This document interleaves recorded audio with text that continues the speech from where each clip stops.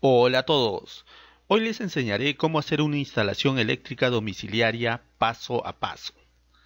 Así que empecemos.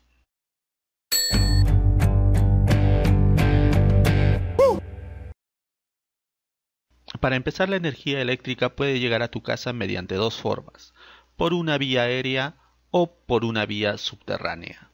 Cualquiera sea tu caso, primero siempre va a llegar a la caja del medidor o del contador eléctrico. Una caja como esta, donde vamos a encontrar el medidor eléctrico y un interruptor termomagnético, como este. ¿Y cuál es el recorrido? La energía llega desde la calle hasta el medidor y de ahí salen dos cables: el cable fase, que es el que lleva la tensión, y el cable neutro, que no tiene tensión. Llegan a este interruptor termomagnético, que por norma debe ser bipolar. Un interruptor termomagnético bipolar es esto de aquí. Es un interruptor que corta el paso de la energía tanto del cable fase como del cable neutro. Y te lo dice aquí, que cuando la corriente sobrepase los 25 amperes, se va a cortar tanto el cable fase como el cable neutro. Por otro lado, tenemos esto de aquí, que es un interruptor termomagnético monopolar, y de igual modo en esta zona de aquí te dice que solo está cortando el cable fase, que es el que tiene la tensión. Y de este interruptor termomagnético continúa hacia el cuadro de distribución. Un cuadro de distribución como este de aquí, donde vamos a encontrar un interruptor general, un disyuntor diferencial y varios interruptores para los diferentes circuitos. Por ejemplo, un interruptor para el circuito de iluminación, otro interruptor para el circuito de tomacorrientes de uso general, un interruptor exclusivo para la lavadora. Si tuviéramos una cocina o termoeléctrica, estos también necesitarían un interruptor independiente para cada uno, por el alto consumo que tienen. Y la secuencia sería la siguiente: aquí tenemos el cable fase, que es el que lleva la tensión, que también puede ser de color negro, marrón o rojo. Y este vendría a ser el cable neutro, el que no lleva tensión, que normalmente es de color azul. Ahora, estos cables ingresan al interruptor general por arriba, salen por abajo y luego vuelven a ingresar por arriba al disyuntor diferencial.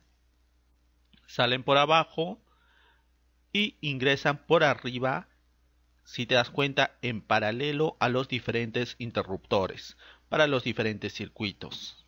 Y este cable de aquí es el cable a tierra, que puede ser en color verde, amarillo o una combinación entre ambos. ¿Y para qué sirve tanto interruptor termomagnético? Un interruptor termomagnético protege a los cables, no a los humanos. Cuando la corriente que pasa por los cables excede la capacidad del interruptor, este se dispara, cortando el paso de la corriente. Por ejemplo, en este interruptor, cuando la corriente sobrepasa los 10 amperes, este va a saltar y va a cortar el paso de la corriente. De esta manera protege los cables.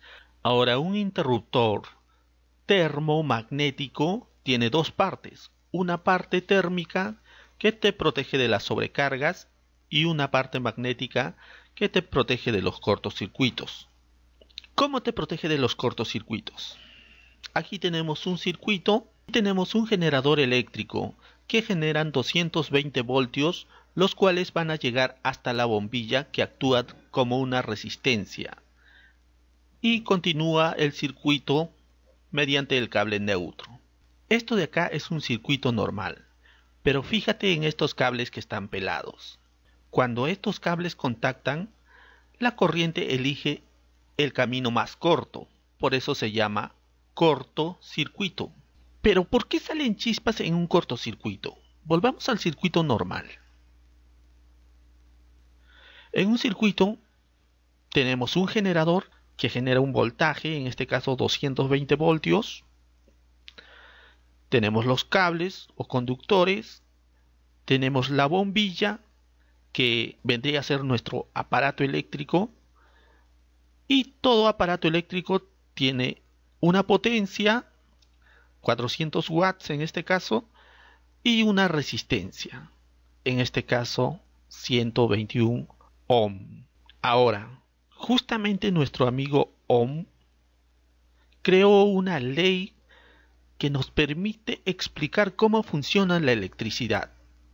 Y dice así: la cantidad de corriente es igual al voltaje entre la resistencia.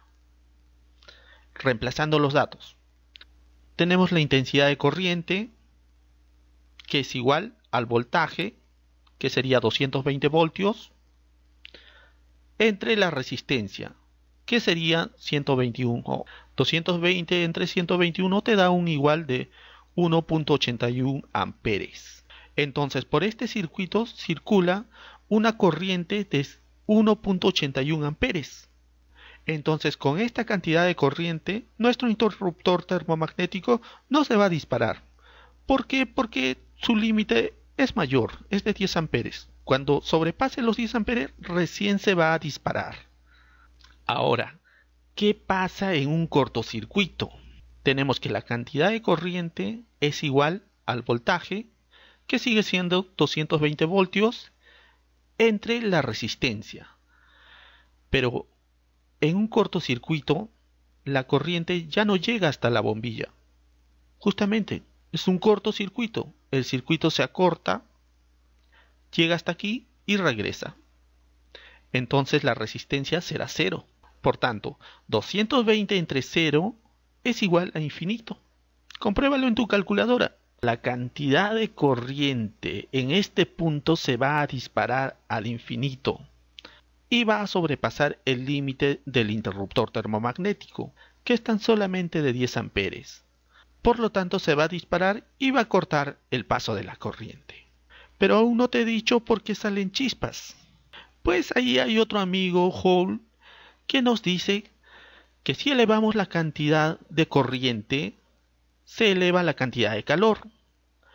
Por lo tanto, si en este punto la corriente se ha disparado al infinito, también la cantidad de calor va a aumentar de una manera monstruosa.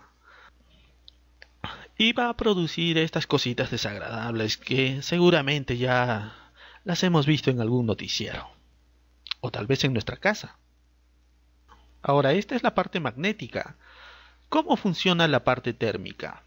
Aquí tenemos un circuito y otro amigo que se llama Watts creó una ley que nos dice que la corriente es igual a la potencia entre el voltaje. Reemplazando sería potencia de la bombilla 400 watts entre voltaje 220, la corriente sería 1.81 amperes. El interruptor, por lo tanto, no se va a disparar porque nuevamente solo son 1.81 amperes y el límite es 10 amperes. Pero esto es solo con una bombilla encendida. ¿Qué pasa si encendemos 6 bombillas? Vamos a ver. La potencia de un foco era 400. De 6 focos será 2400. El voltaje no varía, sigue siendo 220 voltios. Entonces 2400 entre 220 te dan 10.9 amperes, que es mayor al límite de nuestro interruptor. Entonces nuestro interruptor va a saltar. Por lo que te he estado diciendo hasta ahora, pues sí, efectivamente la corriente que circula por los cables, 10.9 amperes, es mayor que 10, debería saltar. Pero los interruptores termomagnéticos tienen un rango de tolerancia. Esto quiere decir que para nuestro interruptor de 10 amperes, si tuviéramos 11 amperes circulando por los cables, se demoraría 2 horas recién en dispararse el interruptor. Si la corriente fuera un poquito mayor, por ejemplo 13 o 14 amperes, el tiempo de disparo disminuiría a una media hora. Si la corriente fuera de 15 o 16, probablemente se dispararía en unos cuantos segundos. Es por eso que en Navidad tal vez a alguien le haya pasado que conectan todas las luces, están todas happy ahí toneando y de repente ¡pluc!, se va la luz. ¿Por qué? Porque seguramente que la cantidad de corriente que estaba pasando en ese momento por los cables era superior al límite del interruptor termomagnético, pero se ha demorado un tiempito para saltar por la tolerancia que te dije que tenían estos interruptores.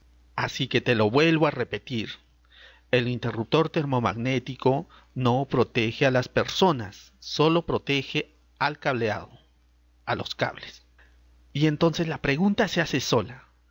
¿Cómo nos protegemos las personas de la electricidad? Pues eso y muchas cosas más te lo contaré en el siguiente video. Así es que suscríbete, dale like, comenta.